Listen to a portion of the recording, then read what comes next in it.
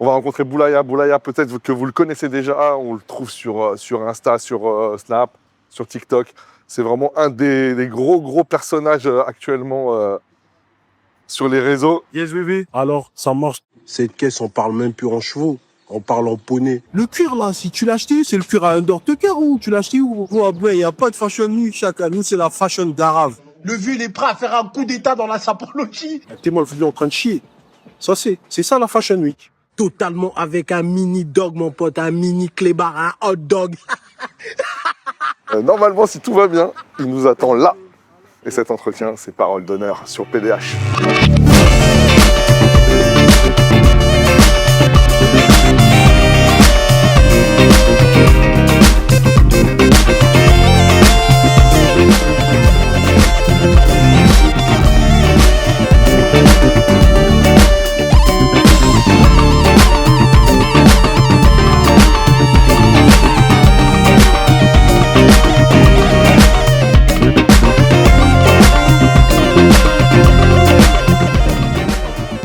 L'éolienne bif, il y avait un local. Ouais, c'était pour le chef. Et les guabao. Merci. Pour le caméraman. Ça sent bon en tout cas. Merci. Vous n'avez pas l'odeur sur l'image, mais ça sent grave bon. Donc, voilà. Yes, bébé. Alors, ça marche totalement à Blois, à la maison, avec parole d'honneur. Ils sont venus faire une interview du bon vieux Boulaya à domicile, mon pote. Une belle brochette, ma gueule. À la Jamiroquai. Avec un bon frangin rebeu bien rouge, mon pote. Amoché par la vignasse à plein temps. Alors qu'il ne boit pas. Hein. Je vois pas, frère. Mon gars Pablo. Merci. Alias Thor, mon pote. Ça va, Thor? Ça baigne. Yazid. Oh, Yazid, un Yazidi? Non, marocain, marocain. Ah ouais, c'est un Maribi, le frangin, le royaume. En tout cas, ils sont venus à la maison. Là, on va becter, mon pote. Bismillah. Bismillah, c'est un voyage culinaire, direction l'Asie. Le Laos, le Vietnam, 41. le Cambodge. Totalement, frérot. Bon app, les gars. Yes, yes, bébé. Merci à l'œil, hein. Merci, parole d'honneur. Pour le repas à l'œil, les joies du métier. Ouais. Merci, les gars. Ah, merci à toi. T'es arrivé en quelle année en France? Je suis arrivé 2000 ou 2001. Deuxième fois, parce que je suis venu. La première fois, je suis arrivé ici en 90. J'avais 1 an avec mes parents. Un an. Ouais. Donc t'es né au Congo? Je suis né au Congo en 89. Congo Brazzaville. Brazzaville, exactement. Et juste un petit cours d'histoire, c'est super important, c'est ludique. Brazzaville a été la capitale de la France libre, chacun. Charles de Gaulle, il est venu se retrancher chez nous. Ah. C'était bien ici que devait se réunir la conférence africaine. C'était bien ici que devaient s'assembler les meilleurs serviteurs de la civilisation française en Afrique. Parce qu'ils étaient les serviteurs de cette civilisation. Ils sont venus se planquer chez nous, gros. Ils ont monté l'escouade chez nous. Ça a commencé de chez nous, frérot. Brazzaville, capitale de la France libre. Merci pour ce cours d'histoire. Stop, j'arrête. Ouais, mais c'est important. Ah ouais, pour les jeunes, ils savent pas tout ça. Tu me disais première fois en 90? 90, mon père et ma mère. Vous êtes retourné? Et je suis revenu après la guerre civile en 97, juste après la guerre civile. Ouais. Donc, guerre civile au Congo-Brazzaville qui a débuté, je crois, c'était en 93. Il y a eu plusieurs guerres civiles. 93, après il y a eu une 96 et il y en a une en 97. Ouais. J'y vais souvent. J'ai même une association qui essaie de faire des trucs là-bas. Ouais, j'ai vu ça pour des fournitures scolaires. Exactement. J'essaie de mettre ma pierre à l'édifice au développement de mon pays. J'en parle beaucoup aussi. Et j'essaie d'alerter la diaspora sur ce qui se passe chez nous, quoi. À mon niveau, toujours. Parce que chez nous, c'est un peu comme la Corée du Nord. Une erreur, tu disparais, frère. Kim Jong-un. Kim Jong-un chez nous. Une erreur, frérot, on parle plus de tout. On va parler de temps passé comme un dinosaure. Les gars, frérot, faut y aller doucement. Donc ouais, t'es parti, t'es revenu, t'es reparti et t'es revenu. Et donc depuis 97, t'es là. Non, je suis arrivé après la guerre civile. La guerre civile, elle a dû finir en 99 peut-être. D'accord, donc t'arrives en 2000. Ouais, 2000-2001. Et t'es reçu comment par les autres enfants? Bah, comme la plupart des jeunes, hein. L'enfant est bête et méchant, blédard. Mais j'ai de la chance, j'ai un cousin à moi dans le coin. Et moi-même, je suis teigneux. Je sors déjà d'une guerre civile, c'est dire, j'ai la têture. Tu peux pas le tester. Tu peux pas le tester. J'y vais. Ça me coûte cher, mais après, rien de méchant, rien de traumatisant. Par rapport à l'école, l'adaptation ici en France, je sais pas, je ne parle pas de la guerre. Rien de méchant, rien de traumatisant. On va dire, concernant la culture, c'est facile parce que nous, on est une ex-colonie française. Déjà, je parle français, j'étais à une école française au bled. C'est dire sur ça, il n'y a pas de souci. C'est juste l'adaptation avec les jeunes d'ici. Je vais donner un exemple simple. Voilà. Quand on arrive au bled, il y a l'appel tous les matins. Le prof, il donne l'appel. Et nous, quand il dit ton nom, tu dois te lever pour dire présent. Ici, ça n'existe pas. Ça n'existe plus. Ça n'existe plus peut-être. Mais moi, quand je suis arrivé, on m'appelle, on dit mon nom, la prof, elle dit mon nom, je me lève. Ils rigolent tous. Je connais, gros, des trucs de bien. Bien sûr, bien sûr. Je me lève, je me dis présent. J'ai un peu enquêté sur toi, c'est sur les... En gros, j'ai vu les vidéos. Et j'ai trop kiffé comment ça parlait de ta mère. On peut dire juste son prénom? Ouais, ça s'appelle Ghislaine, mais les gens l'appellent Gigi. Gigi. Ouais. On t'embrasse, t'as fait du beau travail. Ma mère, franchement, c'est tout pour moi, frère. Elle nous a sauvés de la guerre. Elle nous a sauvés de la violence. Elle nous a sauvés de la mort. Elle nous a sauvés tout, ma daronne. Ma mère, elle m'a eu, elle était jeune, elle avait 19 ans, frère. Ouais.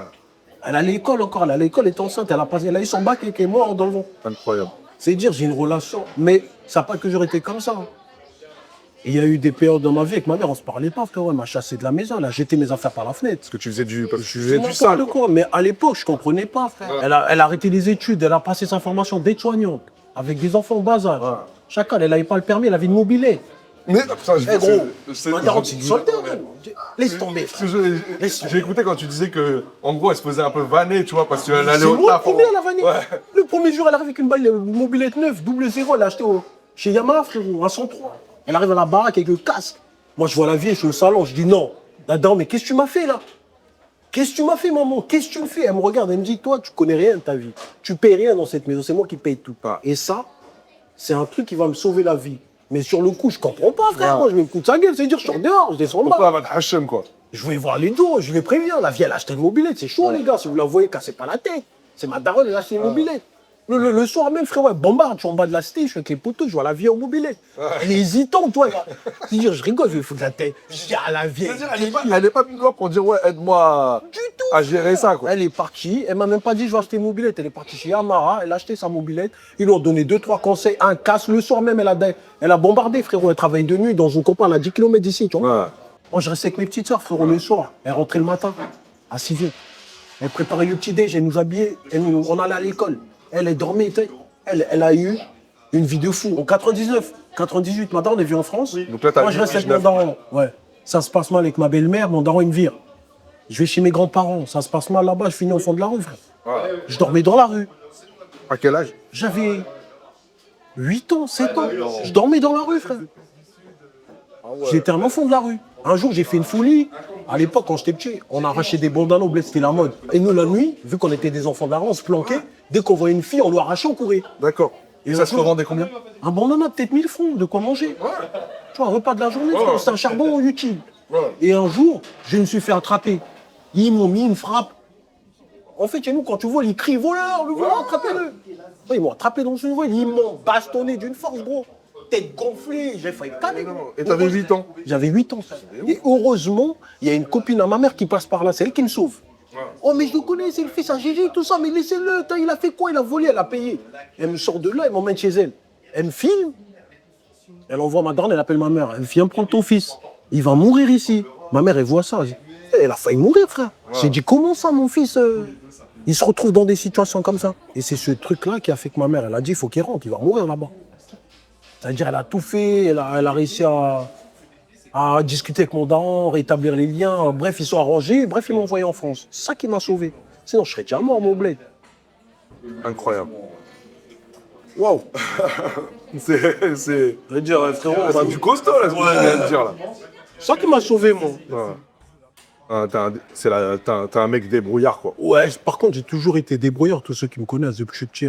Mais tout ça aussi, encore une fois, on revient à ma mère. Ouais. La débrouille, c'est ma daronne, frérot. Ma daronne, je me rappelle encore. Elle allait en Italie, acheter des vêtements pour les revendre ici, à la communauté, des costumes, D'accord. tu vois, des marques italiennes, Smalto, Pour les sapeurs? les sapeurs, exactement. Incroyable. Tu connais un peu ce milieu? Je connais, oui, parce que je suis congolais, ça fait partie de notre culture, mais je ne suis pas dans celle-là. Ouais. Non, je laisse Et jamais tu te mets en mode sapeur? sapeur. Genre pour un mariage, Je quoi. me mets beau gosse, mais je ne suis pas dans les couleurs flash. Pas dans la sapologie, quoi. Non, pas du tout. Je suis juste dans la propriété et la dignité. Ah, Polo, ça c'est un costume qu'on appelait à partir d'aujourd'hui un costume Samuel Eto'o. Parce que c'est un costume qui marque des buts. C'est un costume langa, c'est-à-dire que la fille vous voit. Mais genre des gars qui sont dans ce move et tout, du coup, t'en as connu. J'ai un oncle à moi, frère, je filme souvent. Mais j'ai jamais publié sur Insta, que sur Snap. Ah, il faut. C'est un taré, j'ai un oncle à Parce moi. que c'est des persos, les mecs. Hein. C'est des fous. Ils vivent que pour la sape. Leur vie, c'est la sape. Mon oncle, des fois, il a rien à faire, il met un costume 3 pièces, juste pour traîner à la cité. Et puis je lui dis, mais vieux, tu vas où? T'as un rendez-vous? Il me dit, non, faut que je sois propre, je dois leur montrer que tous les jours, on est propre. Je dis, mais toi, t'es un fou. Alors qu'il y a des gens qui vont mettre un costume 3 pièces, soit c'est pour une cérémonie, ou un truc important. Lui, pour rien. Il sort du... Ah bon, aujourd'hui, je mets un 3 pièces. Il va, il change, il sort bien ciré, propre. Il trace les roues. C'est pas des pièces bon marché, en plus. Non, pas du tout, c'est des pièces, ils achètent ça, ils sont dettes carrément, des crédits à la consommation, frérot. C'est élève. Leur paire de chaussures, une croco, ça doit coûter 8 000 €, frère. C'est des fous, ces types-là. Mais oui, gros, tu crois, c'est... Et... Moi, je pensais que c'était du faux, là. Non, là, ça il y en a, c'est du faux, mais le vrai sapeur, il n'y a pas de faux, ça n'existe pas. T'es disqualifié si tu mets du faux. T'as un carton rouge. Et genre, il y a des contrôles techniques quand les mecs Bien ils sûr. voient pour voir s'il y a du fake. Bien sûr, des fois, ils arrivent avec la facture, frérot, sur les vêtements. Avec les étiquettes. Je sais pas si ça se fait encore, mais à l'époque, ça gardait les étiquettes. Des fois, il arrive même avec un portefeuille, il a tous les tickets de ce qu'il a. Donc, il te sort le portefeuille, il pose, il sort le ticket. C'est à toi de regarder. La veste, ça, à 8 000 €, ça. Ouais, c'est des fous chez nous. Ils rigolent pas avec la sable. Il y a des darons, frérot, ils sont dettes. Les petits à la maison, ils ont rien à manger, gros. Ils préfèrent investir dans la sable. Faut qu'il soit propre. C'est ouf. C'est un truc de fou chez nous, la sable. C'est une culture de malade, frérot. Ça coûte trop C'est cher. une addiction, en fait. C'est une folie, même pour moi. C'est une folie. C'est une Moi, pathologie. C'est une pathologie à soigner, frère. Parce qu'ils vont trop loin, des fois. Ouais, mais c'est culturel en même temps. Ça, c'est un ensemble de J3. Ouais, cet ensemble m'a coûté 8,5 millions. Ouais, ça, c'est une peau de bête, une véritable peau de bête, vous pouvez toucher. Ça, c'est la sape. Lorsqu'on est sapeur, on est fou. C'est une religion. Vous voyez, les musulmans, ils prient pendant longtemps. On leur demande de prier 2 fois, ils prient 10 fois. C'est un peu comme ça, le sapeur. On lui demande de mettre 100 francs, il met toute sa fortune. Je sais pas depuis quand ça existe. Est-ce que c'est un truc qui a toujours existé, Juste c'est-à-dire après la l'élégance? colonisation. Juste après la colonisation. Les premiers Congolais sont venus en France. Les premiers indigènes. Ils ont vu le blanc saper. Le colon, quand il venait. Ils ont vu le colon, c'était propre. Hein. Bah oui. C'est souvent c'était pas les. Ouais, c'était plutôt le haut du panier, entre guillemets. Exactement. Eux, ils ont dit quoi? On va faire mieux qu'eux. Ils ont pris quelques codes, ils ont créé leur mouvement. Pour ma part, je t'avais découvert donc, dans cette vidéo sur les panneaux électoraux. Tu peux nous raconter vite fait comment ça s'est passé? C'est-à-dire, c'était un truc d'impro? Oui, moi, en fait, tout ce que je fais, c'est naturel. Je raconte juste un bout de ma vie. Mes aventures sur le réseau, il n'y a pas de montage, il n'y a pas de scénario. C'est vraiment ma vie à l'état brut. Et ce jour-là, j'allais chercher ma fille à l'école, mes enfants à l'école. Et j'arrive devant l'école, je tombe sur un panneau les panneaux publicitaires, là. Les panneaux électoraux. Ouais. Exactement, sur quelques candidats. La politique, c'est pas trop banalisé dans les quartiers. Et moi, c'est un truc, ça m'a toujours intéressé depuis que je suis tout petit. Bah. Même quand j'étais petit, je me rappelle, ma mère, elle me disait, j'ai imité Jacques Chirac. Jacques Chirac, tu peux pas nous trop faire un petit bout? Non, je suis plus dans l'imitation. Non. Écoute, Je suis plus dans l'imitation.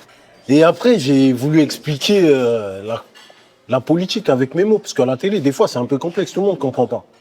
Yes bébé, alors, ça marche, où est l'équipe? Comme vous le saviez, bientôt c'est les élections européennes. On doit élire le député. Et là, je suis tombé sur un panneau publicitaire où il y a les candidats. Je vais vous les présenter. On va commencer par Lutte ouvrière. C'est les gens qui nous ressemblent le plus, qui ont un parcours de vie identique au nôtre. C'est des gens qui travaillent comme nous, tu vois. Ça, c'est un parti, j'aime bien, Lutte ouvrière. C'est les prolétaires. François-Xavier Bellamy, les Républicains. Ça, c'est la droite, un fumier aux yeux bleus. Laisse tomber. Il n'y a rien à gratter avec ces fumiers-là. Oh, mon vieux, Jean-Luc Mélenchon. Un bon bourreur. Si on doit choisir entre tous là, je prends lui et Lutte ouvrière. Parce que le vieux là, c'est un bon. Il défend beaucoup de nos intérêts. Aïe! Lui, je taille la zone. Le lendemain, je me réveille, mon téléphone, c'était le feu. C'était le feu. Des émissions politiques, des politiciens. c'est-à-dire que c'était repris? Partout. C'était incroyable. Mais cette vidéo, je pense qu'elle m'a ramené dans des milieux que je pensais pas. Ouais. Je pensais pas que la portée allait être aussi grande. Ouais. Et aujourd'hui, à l'heure où je te parle, la vidéo, elle doit être à 20 millions. 20 millions. Même 20 millions de vues. Ah ouais. Ça veut dire, c'est Là, incroyable. c'est du lourd. Là, Oh, là on joue dans la... Ouais, la cour des grands. On est en Ligue des Bah, Champions. c'est ma vidéo la plus vue. J'ai vu que tu avais été aussi certifié Snapchat. Ouais, je crois que tu étais un des premiers créateurs de contenu. Exactement. C'est ça, hein. Surtout que, sachant ce que j'ai fait, moi, je suis pas dans leur moule, on va dire ça comme ça. J'habite pas à Paris. Ouais. Je me mélange pas avec d'autres créateurs. Je fais pas des je suis assez complexe, tu vois. Ouais. Mais quand ça m'est tombé dessus, franchement, c'était incroyable. T'es pas le modèle standard. Non, du tout, exactement, c'est le mot qu'il faut. Ça se passe comment? C'est-à-dire, t'as ton téléphone, tu fais un truc et tu te rends compte que ça marche ou c'est quelque chose qui est réfléchi? Non, pas du tout. En fait, il y a un moment, j'étais dans une période de ma vie, j'étais enfermé. Ouais. Et je parlais beaucoup avec un frère à moi, Nordin, alias Niro, le Alias rappeur. Niro, le Il vient rappeur, de bien Blois, sûr. c'est un frérot qu'on se connaît Ouais. depuis qu'on est petit. En fait, Boulaye, elle s'appelle Pierrot, à la base. Pierrot et Jack. Moi, ces deux-là, c'était un cauchemar. C'est le cauchemar de l'Amérique. L'autre, il vannait, Boulaye, il vannait, Jack, il ramassait, il disait balistique. Balistique. Bon duo. Des assassins, un rire de malade mental. Les deux, ils ont un rire de fou. Oh, c'était des criminels de guerre dans les vannes. Voilà. Et pendant cette période, je parlais beaucoup au téléphone avec lui. Et il me disait, frérot, comment tu vas? Si tu continues, ça va mal finir. Je te connais, t'es impulsif. Et t'as une personnalité atypique. Ça veut dire, frérot, prends ton téléphone. Aujourd'hui, Internet, ça paye beaucoup. Et je vous parle de ça, c'est en 2018. 2018, d'accord. Je suis enfermé, c'est en 2018, on parle de ça, tout ça. Et moi, je sors de là en 2019. D'accord. C'est-à-dire, quand je sors de là, j'ai investi un téléphone, je commence mes petites vidéos. Parce que là, on va le dire pour ceux qui n'auraient pas, parce que des fois, il y a des personnes qui n'ont pas les codes, tu vois. T'es emprisonné, gros. C'est pas un côté que je veux mettre en avant, parce que c'est pas une fierté. J'ai des enfants, je veux même pas qu'ils se retrouvent dans ce genre de situation. Non, on leur Mais fait j'en pas. parle, ça fait partie de ma vie. Ça fait partie de Donc, c'est pour ça que j'en parle. Et même quand j'en parle, je vais être bref dessus, parce que il y a rien d'honorable ou de... Non. Et du coup, ouais, vous parlez, il te parle. On Et là, parle au téléphone, tout ça, et... Avant, il me filmait déjà. lui, Niro. Ouais, quand tu C'est-à-dire venais à Blois, t'étais avec lui dans ses il bails me et tout. filmait déjà. D'accord. Mais je me cachais où je fuyais, tu vois. Ouais.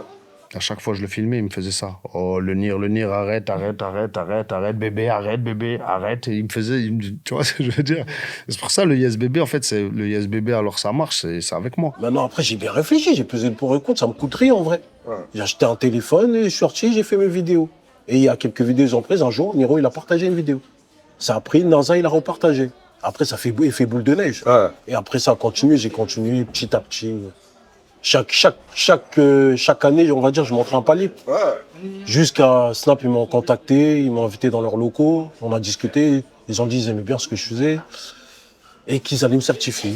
Et donc, ça t'apporte quoi d'être certifié? Bah déjà, je suis payé par Snap D'accord. et on prend plus au sérieux aussi. Ouais. Ça Le truc devient jeune, professionnel, en fait. Ouais, voilà, le truc jeune, c'est... Même moi, pour moi, Ouais. c'est honorable. Je me dis quand même, j'ai pas fait tout ça pour rien, parce que être certifié... Il faut savoir que Snapchat, c'est le réseau le plus difficile à être certifié. Ouais. Insta, tu peux l'acheter, Twitter, tu peux l'acheter, TikTok, tu peux l'acheter. Ouais. Et Snap, il y a moins de 1000 créateurs de contenu en France Incroyable. qui sont certifiés. En plus, j'ai pas d'agent, j'ai pas de manager. Parce que ceux qui habitent sur Paris, ils sont en circuit. Ouais. Ils ont des agents Bien sûr. influenceurs, Ouais, c'est ils ont des des agences. managers. Voilà, t'as tout compris. Ouais. Et moi, j'ai pas tout ça, j'ai toujours refusé. Il y a des agences qui m'ont contacté, ils m'ont dit on te récupère dans notre agence, mais à condition qu'on gère ton contenu. Genre, toi, tu publies ça, mais avant, il faut qu'il y ait une validation. Exactement, t'as tout compris. Et moi, je veux pas être un produit, en fait. Ouais. Tu vois, il y a un personnage dans tes stories qui s'appelle Capybara. Ouais, Capybara. Capybara, ok. C'est mon frangin. Voilà. Ça, je suis avec mon frangin tchadien. Le frérot là, c'est un tchadien qui aime la vivance. Il aime les ambiances de Congolais. Ça hèche, il aime bien hèche. Mais mate les chouettes, il a mieux le frangin. Ça, c'est des pentes de plongée sous-marine. Mais lui, il a mis ça sur la terre ferme. Frangin, tu déconnes. Là, tu déconnes, frangin. Là, tu déconnes, tu respectes pas la sape. Frangin, tu délires. Là, tu délires. Je suis quelqu'un, je suis un physio. Ouais. Quand je rencontre des gens, j'observe et j'appuie sur un trait de caractère spécifique. Ouais. Et Capi, en vrai de vrai, ce mec-là, c'est un rebelle. C'est un rebelle. C'est un rebelle tchadien. En réalité, là, il est ici. Il est en tant que réfugié politique. En tant que réfugié. Il a fait la guerre, ce mec-là. Il a tenu les armes. Ça veut dire ce que je dis, c'est vraiment réel. Ouais. Quand je le taquine, beaucoup, tout ce que je dis est presque vrai. Mais c'est juste que j'appuie. Ouais. Il y en a plein des gens comme ça en France. Ouais. Tu les vois, tu crois que c'est un pauvre type qui est perdu, mais non. C'est des gens, ils ont eu un vécu lourd. Ce mec-là, il a un obus d'éclat sur le genou. Ouais. Ça veut dire c'est un mec, il a souffert. Ouais. Et je raconte juste son parcours avec un peu de rigolade. Ouais. Et il y a des gens avec qui je parle. Ils parlent avec personne. Ouais. Et je donne un exemple, Nolan. Mais Nolan, j'allais Bon, en parler fait, de Nolan, c'est un mec, frérot. il passe tout le temps devant mon magasin. Nolan, ça va mon gars? Bon, on est là, hein. Tranquille, on profite du beau temps. Et quand tu le vois comme ça, là, Enfin, il y a des petites gouttes peut-être qui vont tomber, je sais pas. tu crois que c'est un ancien. Hein. Même la dégaine, il a une dégaine d'ancien. Mais c'est un jeune tétard en voie de développement. Et moi, un jour, je l'ai appelé pour essayer de comprendre un peu. J'aime bien connaître les gens. J'aime bien discuter. Et en fait, j'ai compris que c'était un Congolais, il est de ma communauté. C'est juste qu'il habitait dans une campagne aux alentours de Blois. Et il est arrivé à Blois parce qu'il était majeur, il fallait qu'il travaille. Il a pris son envol. Et il connaît personne dans le coin. Et moi, j'ai commencé à le tchitchiller. En fait, c'est un jeune, timide, mais c'est un vieux dans sa tête. Même comment il parle, comment il s'habille, toute sa dégaine, ça va. Il était déjà sur Terre avant. Il s'est réincarné lui-même, en fait. C'est la réincarnation de lui-même. Il était là à l'époque de François Mitterrand, ce mec-là. Pompidou. Et les Pasqua, tout ça, tu vois. Et dire, tu connais, il est revenu, en fait. Avec toujours sa même idéologie, sa même dégaine, son béret, même sa façon de parler. Alors qu'il a 21 ans, le type. Donc tu le tailles, d'une certaine manière, tu le tailles, et en même temps, il y a de la tendresse. Toujours. J'essaie. En fait, moi, je pars du principe, il ne faut pas être méchant. Avant, j'étais bête et méchant quand j'étais ado. J'ai toujours été comme ça, mais avant, j'abusais trop. J'allais trop loin. Tu voulais chercher le conflit, quoi. Voilà. Mais aujourd'hui, je suis dans la bienveillance. Et essayer de faire découvrir ma ville avec ces personnages assez bizarres, appelés des PNG, quoi. C'est un petit Roblox, blanc. Alors nous, il y a un concept qu'on aime bien manier, qu'on appelle l'amour révolutionnaire. Ben, c'est ça, c'est de l'amour révolutionnaire. Je trouve que tu l'incarnes. Exactement. En fait. Moi, j'aime bien ce mot. L'amour révolutionnaire. Dans tous les personnages qu'il y a. Alors, je vais te dire mon personnage préféré. Vas-y. Dan le magicien. T'es le meilleur Gaulois que je kiffe, mon pote. Il n'y a pas meilleur Gaulois que toi. Lui, c'est le prototype d'un vrai Gaulois français, mon pote. Il en reste pas beaucoup de ce genre de Gaulois. Ils sont en voie d'extinction ou en voie de disparition. Lui, c'est un survivor. Dan le magicien, mon pote. Un pur Gaulois 100%. En fait, lui, c'est le personnage préféré de tous les gens d'Internet. Je sais pas pourquoi. Mais parce que... Mais il représente la France. Et puis c'est comment t'en parles. Ouais, moi aussi j'abuse des fois. Ce genre de Gaulois amateur de gibier. Mais c'est sa vie. Comment ça vient dans ta tête? En fait, c'est sa vie. C'est réel, en fait. Comme je t'ai dit, je regarde un trait, je regarde une personne, j'observe. Dès que je trouve un trait marquant, j'appuie dessus, frérot, je vais jusqu'au bout. Tout ce qui me passe par la tête, j'en vois. Et tous les mecs que tu vois, les surnoms, c'est moi.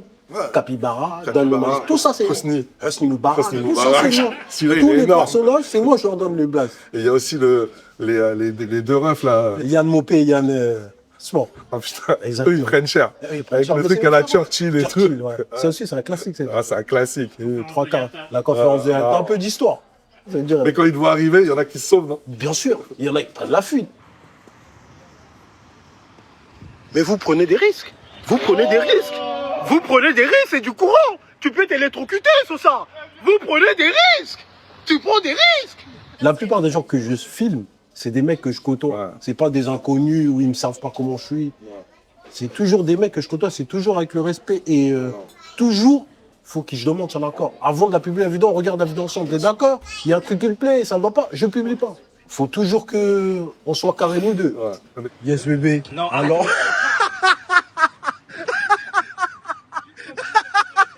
Je renvoie toujours à cette interview avec Banlieue Zambro et tout. Donc voilà. Et justement par rapport à moi, c'est par rapport à la situation en France, tu vois. Il y a on peut dire, en tout cas moi c'est ce que je pense, qu'il y a une islamophobie en France. On va pas se mentir, gros. Et plus le temps il passe, plus c'est de plus en plus. Ils se cachent même plus en fait. Ouais. Juste allume la télé, c'est News BFM. C'est ça. C'est eux qui propagent cette idéologie, c'est eux les champions. Ça, ils disent des folies, frère. Je me demande même l'ARCOM, ils servent à quoi? Ils sont là à fermer TPMP, mais TPMP disait pas autant de folie que là-bas, frère. Ils disent des dingueries. Des dingueries. Et il y a des gens, ils sont bobinés par ces fous. Et en fait, tu vois, moi, j'ai pensé à toi parce qu'on préparait l'interview aussi, tu vois, mais là, il y a eu des élections municipales récemment, et on a vu apparaître, il y a des maires qui ont été élus dans certaines villes, comme à Saint-Denis, Bali Bakayoko, comme à La Courneuve, à Lidiouara, d'autres maires, tu vois, d'origine... Sarcelles. Bassi Konaté, pardon. Aussi, à Mantes-la-Jolie. Je pense aussi à Abdelkader Lama, à Vaux-en-Velin, qui sont issus de l'immigration africaine, du Maghreb, d'Afrique noire. Ça t'a fait plaisir? Énormément plaisir, parce que c'est des gens qui ont un parcours de vie similaire à nous. Issus de l'immigration, quartier populaire. Tu vois, ça n'a pas été facile pour eux. Mais ils ont réussi à franchir un palier, je veux dire. Ouais. Parce que c'est la première fois qu'en France, qu'il y a autant de gens issus de l'immigration. D'habitude, il y en a un par là, un par-ci. Ouais. Mais là, en même temps, c'est rassurant. C'est une vraie tendance, c'est une trend, comme on dit sur les... C'est une bonne tendance.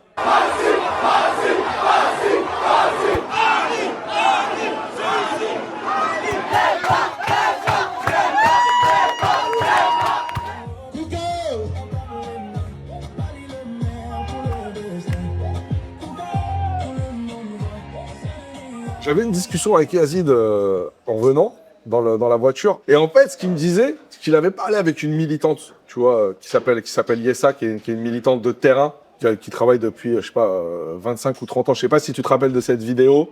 Voilà une classe qui se tient sage. Voilà une classe qui se tient sage.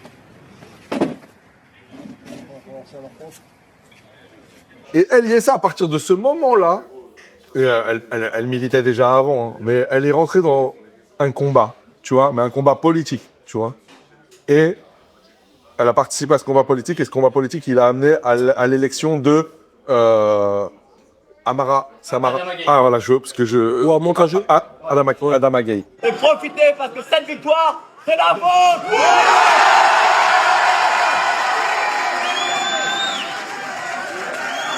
C'est un truc de ouf parce que c'était une ville, elle était de droite depuis les années 80. Depuis les années 80, c'était toujours un maire de droite.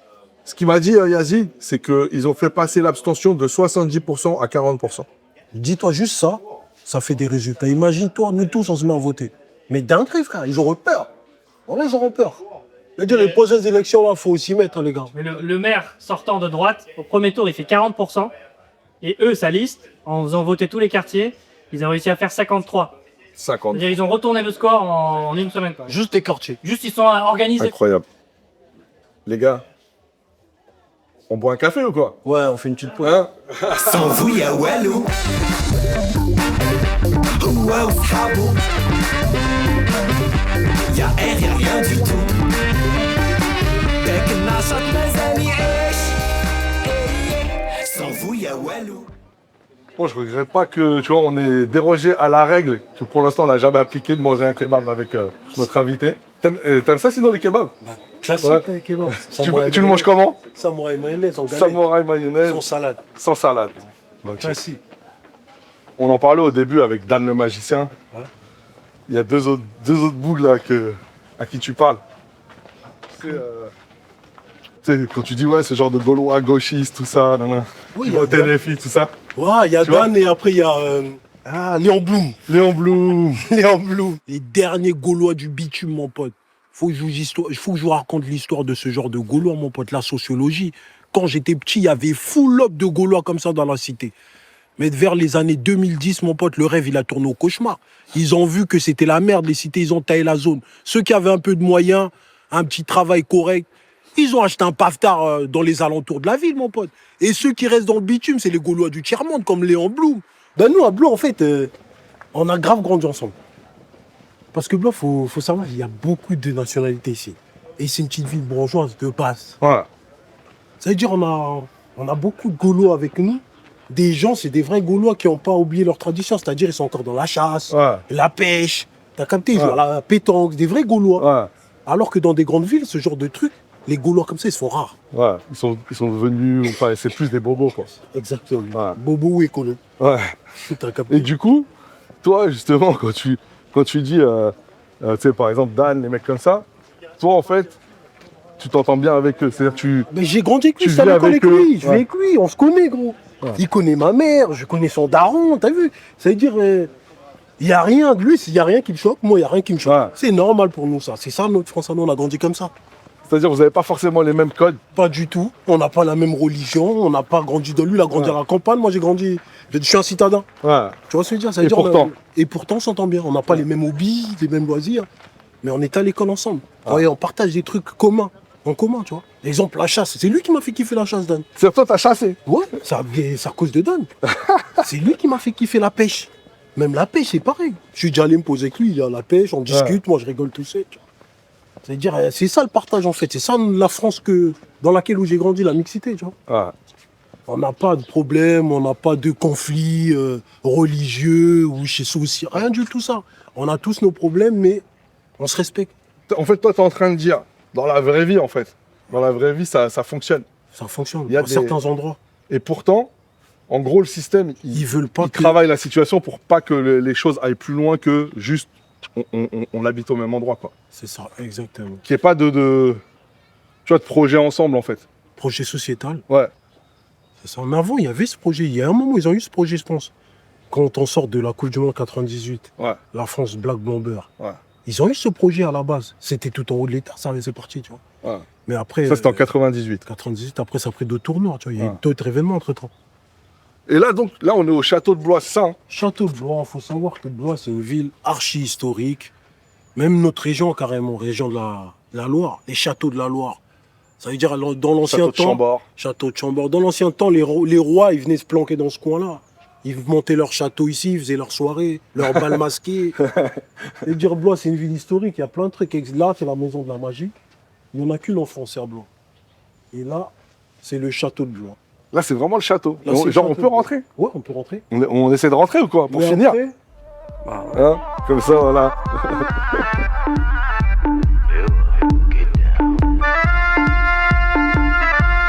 là, c'est les bourgeois du camp, mon pote. Leur voiture de collection, ma gueule.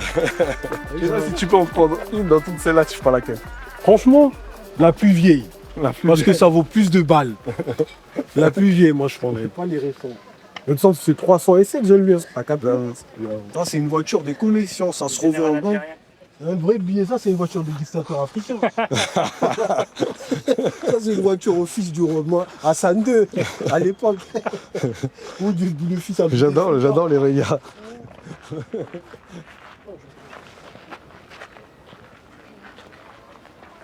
Yes, bébé. Alors, ça marche totalement devant la place du château de Blois. Et là, il y a les bourgeois du poids, ils ont sorti leur voiture, mon pote, de collection. Leur budget coffré. Théma, les machines. Théma, celle-là. On dirait une voiture d'un ex-dictateur africain. On dirait une voiture à la Bouteflika, mon pote, à la Boumedienne. À la Boiré Boumedienne, poteau. Avec des phares jaunes, mon pote, qui rôdent. Théma, c'est là-bas. Un 403, ça, c'est un vestige de l'automobile française. Bonjour. Ça va? Excusez-moi, monsieur, je peux savoir, ça vaut combien une voiture comme ça? Voilà. Juste pour information. Ça n'a pas de presse. Non, ça n'a pas de fait. C'est un modèle unique. Charles de Gaulle, il a roulé dedans ou pas? Non, mais René Coty. Non, je crois pas, non. Pas du tout. Putain, j'ai même pas filmé celle-là.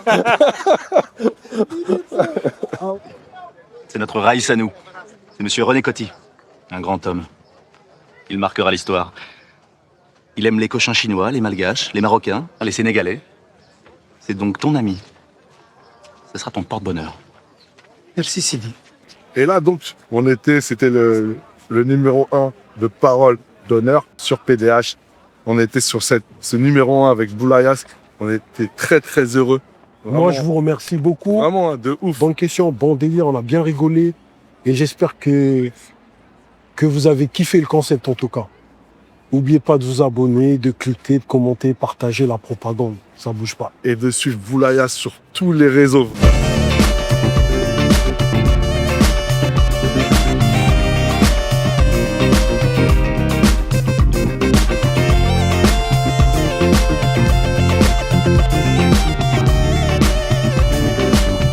On a interviewé